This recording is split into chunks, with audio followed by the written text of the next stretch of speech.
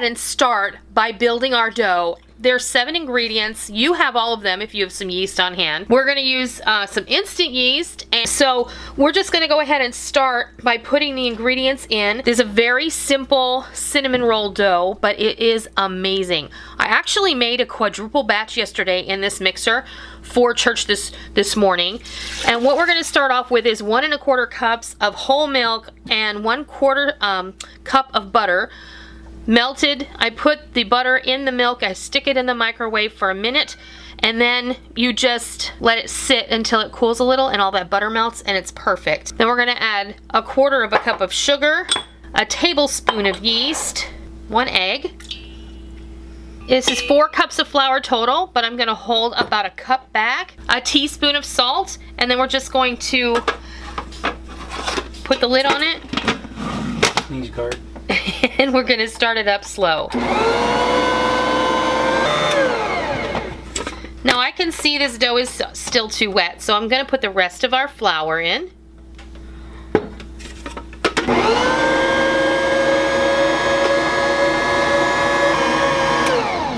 Now you see that the dough has come apart from the side of the bowl, and it is still a little sticky, but it's not super sticky. Now we're gonna let the mixer go for 5 minutes. We're gonna allow this to knead, build up the gluten, and when it's ready, we'll come back and we'll show you what it looks like.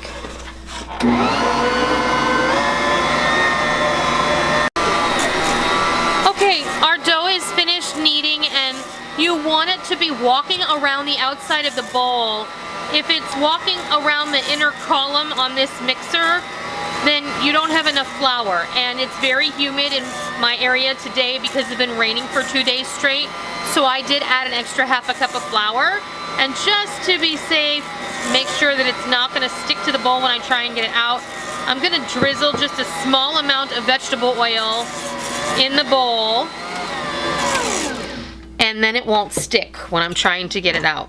We'll move that out of the way, and then I should easily be able to pick this up, and I can. Now I have a bowl over here prepared with just some vegetable oil spray, and I'm just going to bring the dough into a nice ball, like so. And then I'm gonna give it a spray on the top so it doesn't develop a skin. Now I'm just gonna let this rest, but I'm gonna cover it with a bonnet. This is just, instead of plastic wrap, this is a reusable bonnet. I buy these at the beauty supply store in a package of 100. They cost $6 or $7, and we use them for a lot of things. We use them to cover leftovers, we use them to raise bread, we use them to cover whatever we don't want to get dust and dirt into when we're hanging around the kitchen. So I'm gonna just go ahead and set this off to the side, and I'm gonna let it rise for about an hour, and then we'll come back and we'll build our cinnamon rolls.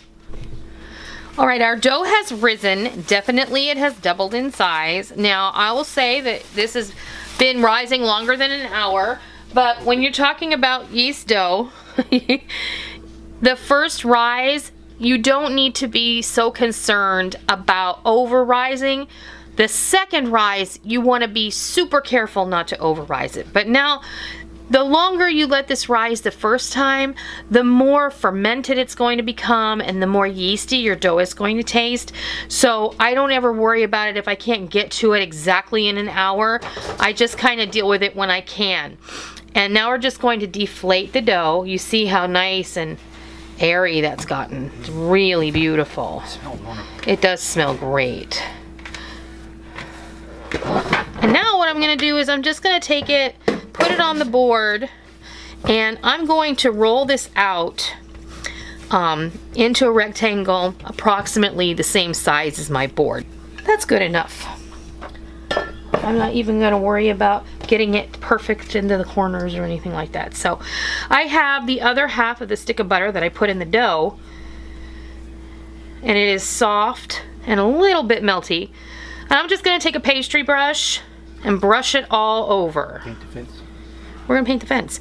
Except leave yourself about a 1/2 inch at this end, because when you roll it all the way up, you're going to want to pinch it shut, and if you butter and sugar that part, it's never going to come together and you're going to have a big old mess.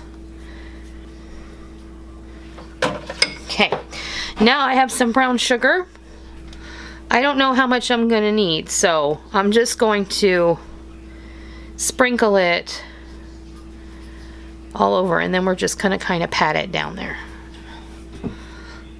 You can choose to use white sugar if you want. A lot of people like, you know, to use like regular granulated sugar in their cinnamon rolls. Up to you. I prefer the flavor of the brown sugar. And it wouldn't be cinnamon rolls without cinnamon. So I'm not going to measure precisely. I used a cup of brown sugar on here. And I'm probably going to use about at least a tablespoon of cinnamon. You can adjust this to your liking. If you like a little bit more, use a little bit more. If you like a little bit less, use a little bit less. Entirely up to you. Now on the long end closest to you, I want you to start to gently roll up the dough into a spiral. And you're going to want to kind of keep it in nice tight roll. You don't want it to be loose, otherwise then when you bake it, it's going to bake open, it's going to look ugly.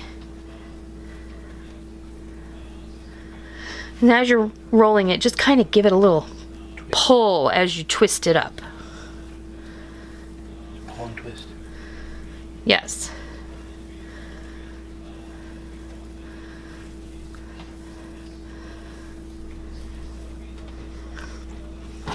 And then when you come to the end, kind of pull it over and give it a pinch. We're going to cut this into 12 somewhat equal pieces.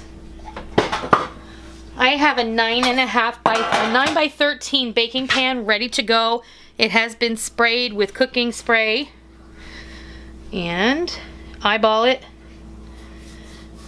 And if you have a sharp knife, you should be good. Cut in half. Cut in half again. Cut this half in half.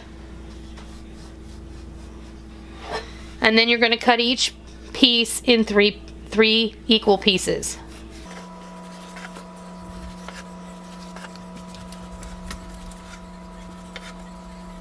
On these end pieces, you can just give them a little mash down, and then we're just going to place them in the baking pan, 3 across.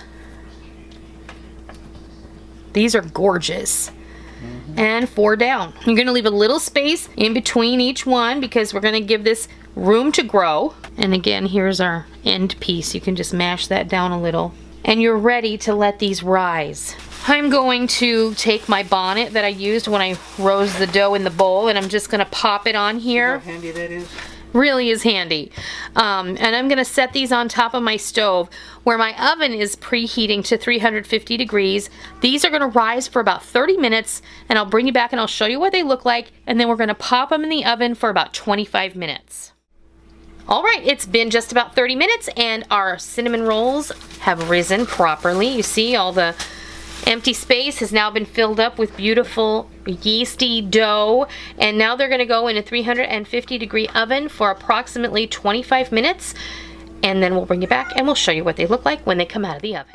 All right, our cinnamon rolls have just come out of the oven. They were in there for 25 minutes at 350 degrees, and they're beautiful.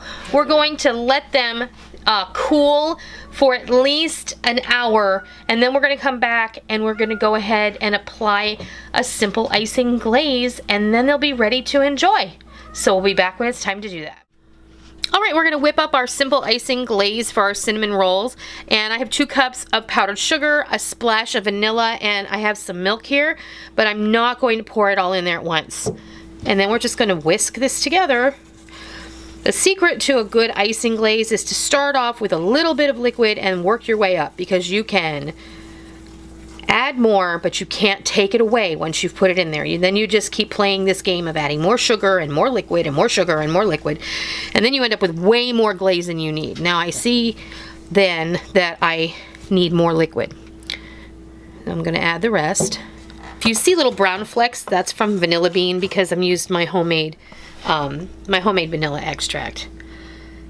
And then we'll just go ahead and drizzle this all over. You can also pour this into a pastry bag if you want to, if you want a little more control. Now, when I made them for church, I did actually put the glaze in a pastry bag just because I wanted it to be pretty, but like I said, this is for family. They're gonna eat it anyway. Yep. There you go. Beautiful. Damn, that looks good. Now all that's left is to grab a plate and serve it up. So I'll be right back. Well, there you have it. There are our delicious, simple cinnamon rolls. I mean, really, they were so easy to make. You have all of these ingredients on hand, I promise you. Remember, the best result is going to be from instant yeast. It didn't take any time to mix them up. The only thing that you have to do is wait for the rise the first time. So go plan on doing other things while that's happening, and you'll be able to roll these up into beautiful cinnamon rolls and have them ready for your Easter breakfast or your Easter brunch, or really whenever you fancy some delicious cinnamon rolls. I hope you give these delicious and simple cinnamon buns a try sometime soon, whether it's for Easter or any other occasion, and I hope you love them. And until next time, I'll see ya.